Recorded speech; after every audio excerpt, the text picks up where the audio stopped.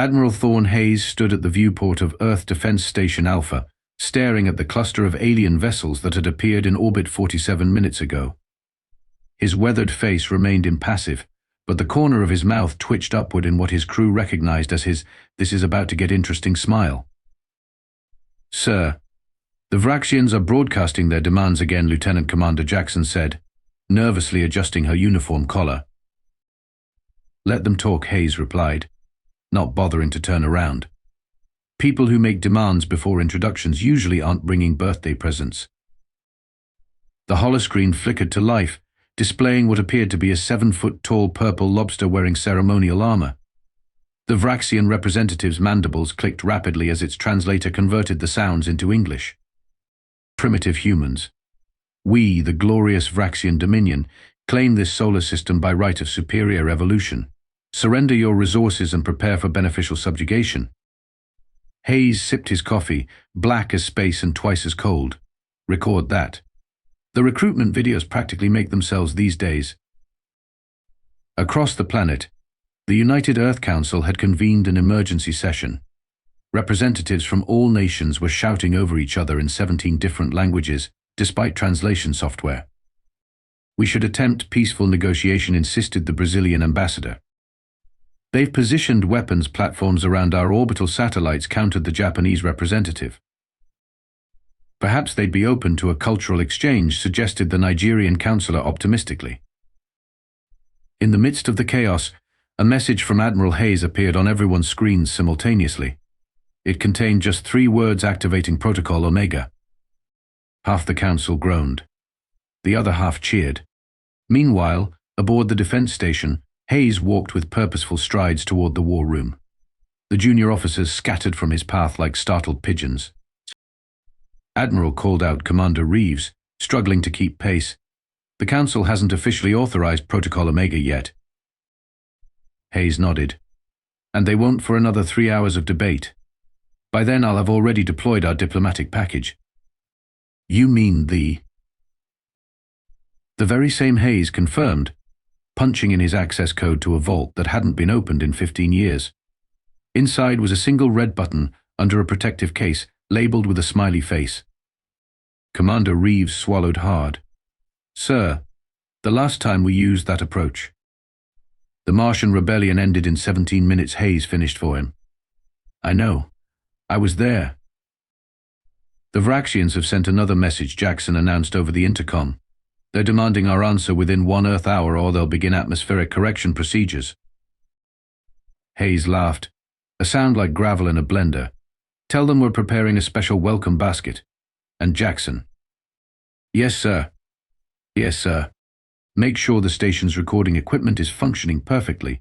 No witnesses, no mercy, but excellent documentation for the training academy."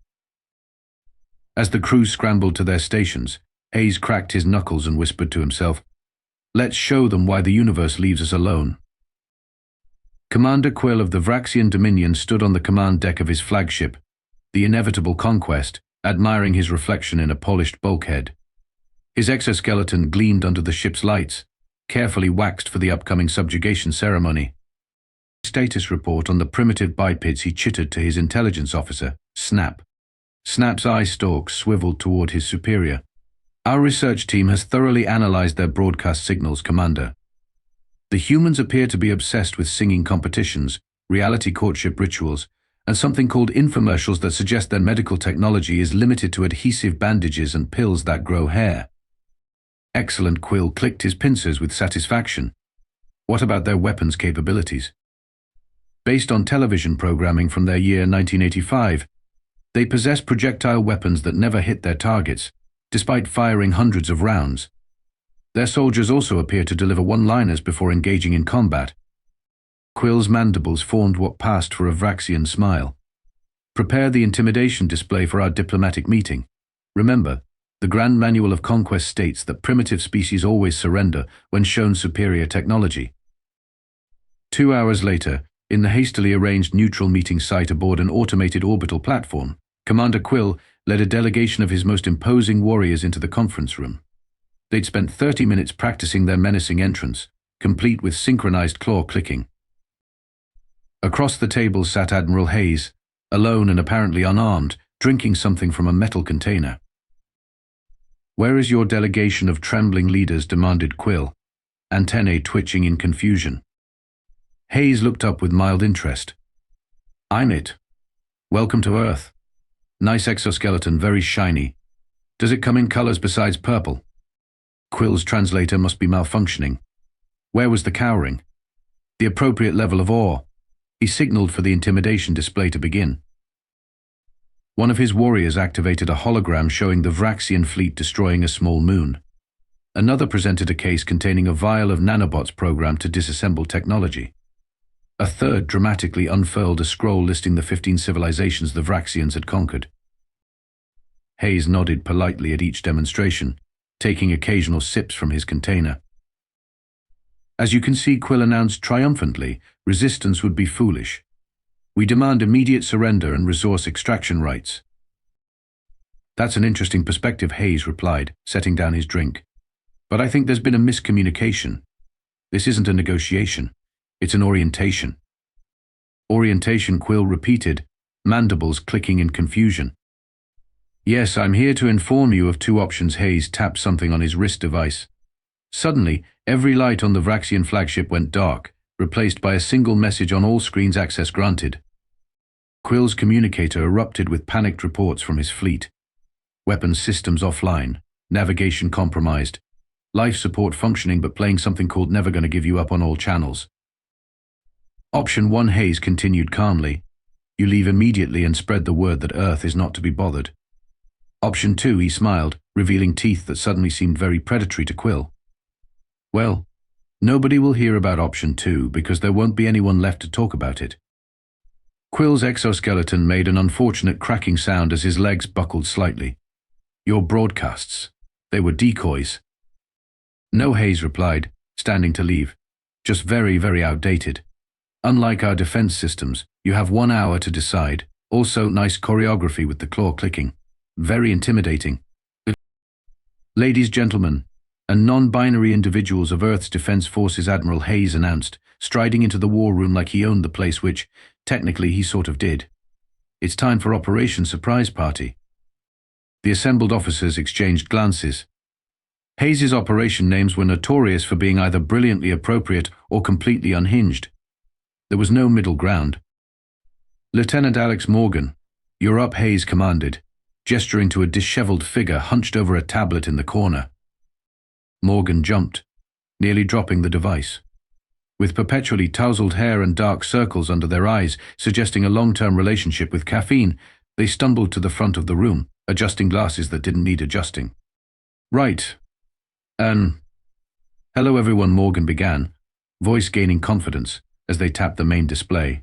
"So, the Vraxians think we're primitive idiots who still use dial-up internet, which is honestly the best news we could hope for."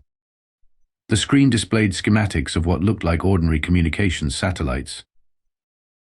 "What you're looking at are our newest toys, Echo's electromagnetic chaos harmonic oscillators.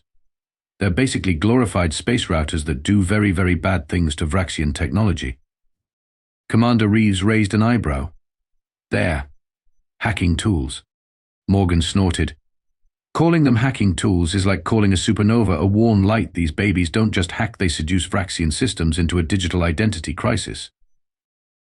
Hayes nodded approvingly. "The Vraxians use quantum encrypted communications they believe are unbreakable." "Morgan, tell them why that's adorable." Because Morgan explained, eyes lighting up with manic glee, "We've been intercepting and decoding their unbreakable transmissions since they entered the solar system. Their encryption is based on prime number sequencing that was cutting edge. For us. In 2035, the room filled with barely suppressed laughter. Phase 1 of Operation Surprise Party has already begun," Hayes continued. "While I was distracting Commander Lobster at our diplomatic meeting, Morgan's team quietly attached their digital leash to every ship in the Vraxian fleet." Morgan clicked to the next slide, showing a complex network diagram. "We now control their life support, navigation, weapons, and this bit's my favorite, their bathroom facilities."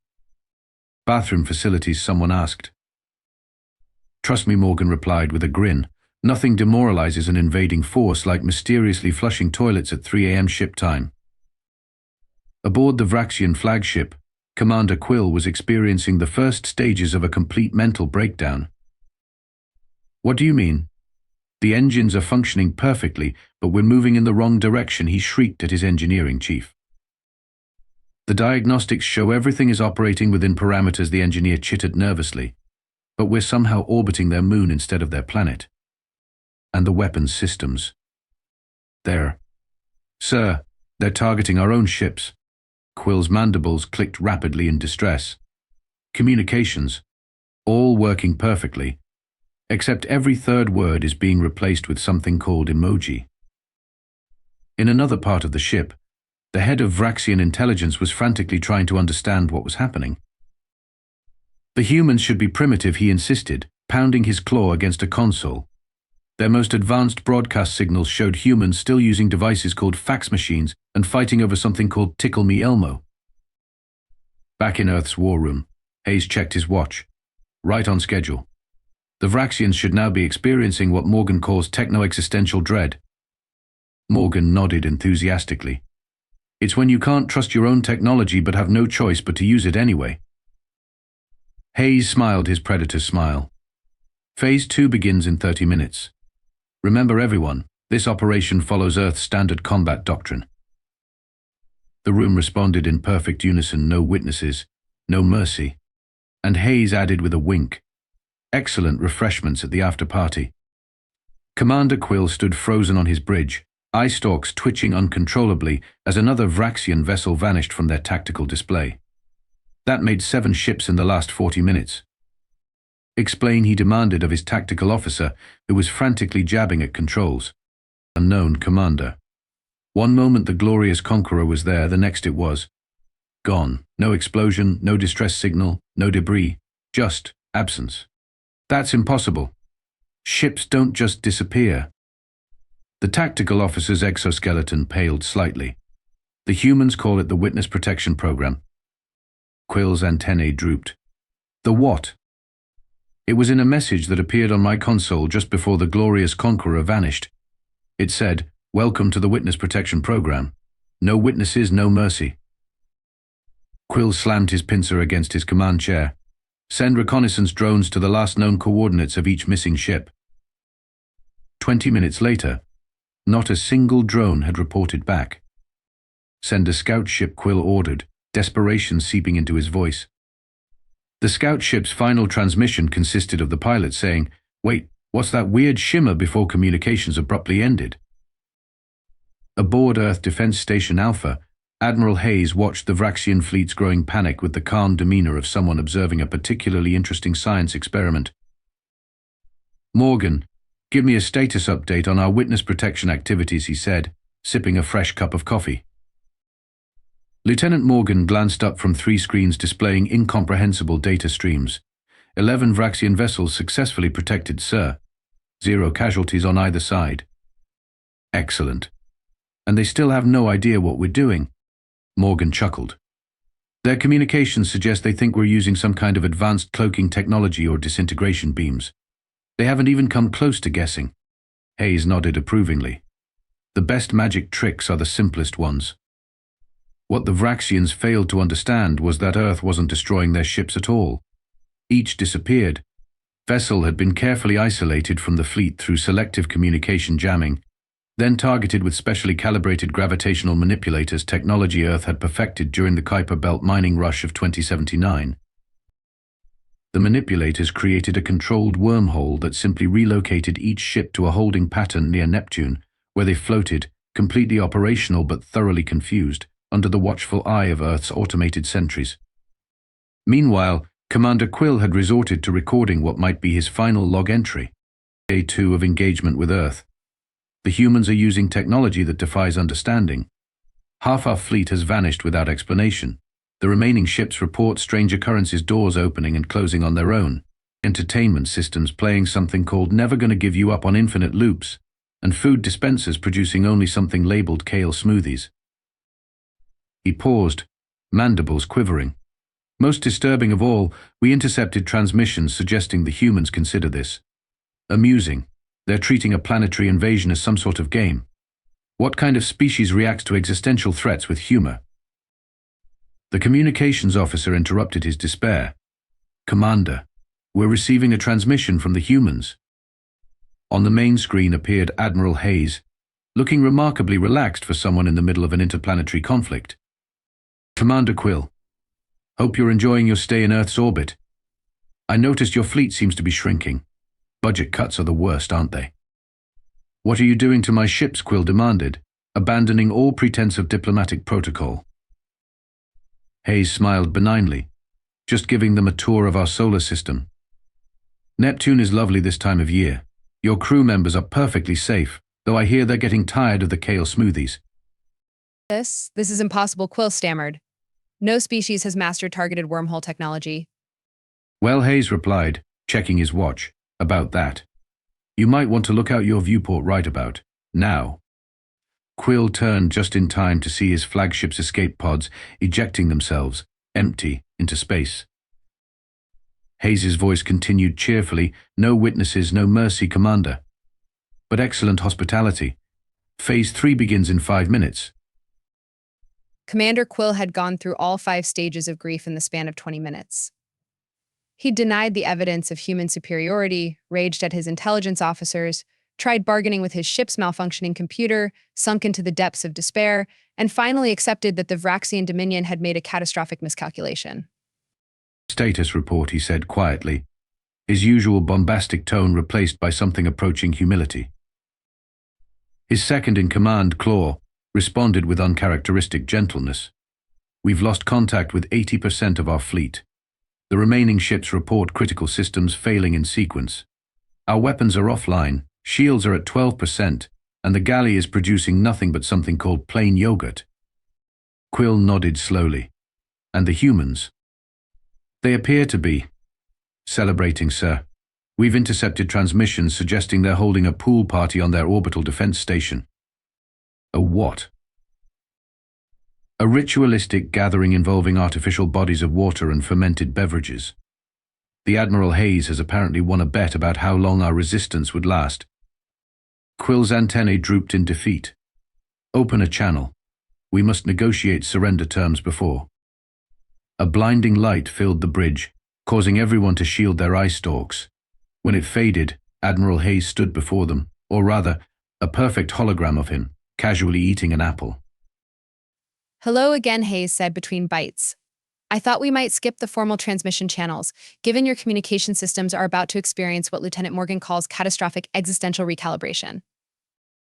"You're in our system so deeply you can project holograms," Quill whispered in horrified awe. Hayes shrugged. This is old tech. We used this during the Lunar Casino Wars of 47. He took another bite of apple. "But I'm not here to discuss our technological resume. I'm here to demonstrate Phase 3. He snapped his fingers. Suddenly, the bridge was filled with holograms showing each of the missing Vraxian ships, all intact, floating peacefully near a large blue planet. "Your fleet is fine, as you can see. Currently enjoying Neptune's scenic rings. The crews are all healthy, though slightly annoyed about the limited breakfast menu." Quill's mandibles clicked in confusion. "You didn't destroy them. Why would we? The Vraxian Dominion Fleet Shipbuilding Union makes beautiful vessels. It would be a shame to damage them. Then what was the purpose of this charade?" Hayes finished his apple, and the core vanished in his hand. "2 things. First, to demonstrate that Earth could have destroyed you at any moment but chose not to. Second, to make clear that our no witnesses, no mercy policy refers to witnesses of our full military capabilities, not to genocide." The hologram gestured, and a new series of images appeared, massive orbital platforms previously hidden behind planetary holographic shields, swarms of stealth fighters materializing from what had appeared to be empty space, and massive ground-based weapon systems emerging from beneath what the Vraxian intelligence had classified as recreational parks. These, Hayes explained casually, represent about 4% of Earth's actual defense capabilities. The rest remain classified and will stay that way, because... "No witnesses," Quill finished weakly. "Quick learner." "I like that." Hayes' hologram walked around the bridge, examining the Vraxian technology with mild interest. "Now, here's what happens next. Your ships will be returned, minus their offensive capabilities. You'll return to the Vraxian Dominion with comprehensive data about your encounter with Earth, minus any specific technical details about our defenses. You're letting us go, to tell others about this humiliation. Hayes smiled that predator's smile again. Absolutely. You're not witnesses to be eliminated, Commander. You're messengers. The hologram leaned in close. Because the only thing better than no witnesses is terrified witnesses who tell everyone else to stay the hell away from Earth. Quill found himself nodding in agreement. And if we refuse these terms? Hayes sighed dramatically. Then we activate what we call the Mercy Protocol, where we transmit the complete record of this encounter, including your private bridge recordings of panic and confusion, to every communication hub in the Vraxian Dominion. You wouldn't, Quill gasped. The choice is yours, Commander. No witnesses, no mercy. Or humiliated witnesses, intergalactic mockery. You have 5 minutes to decide. As the hologram faded, Quill turned to his second-in-command. Begin preparations for return to Vraxian space. But Commander, the High Council will. The High Council, Quill interrupted, will thank us for discovering the one species in the galaxy that actually deserves its reputation. The intergalactic history lesson. 3 days after what Vraxian historical archives would later call the Earth embarrassment, Commander Quill found himself sitting across from Admiral Hayes in an actual conference room on Earth's lunar base. The location itself was a shock, a sprawling underground complex that Vraxian intelligence had confidently classified as cheese mining operations. Cheese. Is it mined? Quill had muttered upon arrival, his exoskeleton practically radiating embarrassment. Now, surrounded by holographic displays showing the safe return of his fleet to Vraxian space, Quill watched as Hayes poured 2 glasses of amber liquid. This is whiskey, Hayes explained, sliding 1 glass toward the commander. An Earth tradition when concluding hostilities. Don't worry, our xenobiologist confirmed it's compatible with your physiology. Quill accepted the glass cautiously. I still don't understand. You could have destroyed us. Why didn't you? Hayes leaned back in his chair. Let me tell you about human history, Commander. For thousands of years, we killed each other over resources, ideology, religion, and sometimes just because we were bored on Tuesdays. Your species fought itself. Constantly, we nearly wiped ourselves out 6 times. But somewhere along the way, we realized something important. The universe is vast, resources are plentiful, and cooperation is more efficient than conquest. Hayes took a sip of whiskey. When we developed faster-than-light travel in 2047, we expected to find a universe full of either advanced peaceful species or primitive developing ones. What we found instead was a galactic community engaged in the same pointless conquest games we'd outgrown centuries earlier. On the main display appeared images of Earth ships encountering other alien civilizations, some exchanges peaceful, others decidedly not. The Proxima incident of 2053 taught us that our philosophical evolution wasn't universal. The Centauri misunderstanding of 2062 reinforced the lesson. And the less said about Alpha Draconis, the better affair of 2071 cemented our policy. No witnesses, no mercy, Quill said quietly. Exactly. But not in the way you think. Hayes gestured, and the displays showed Earth ships defending against attacks, then neutralizing threats with minimal damage. We never destroy potential friends.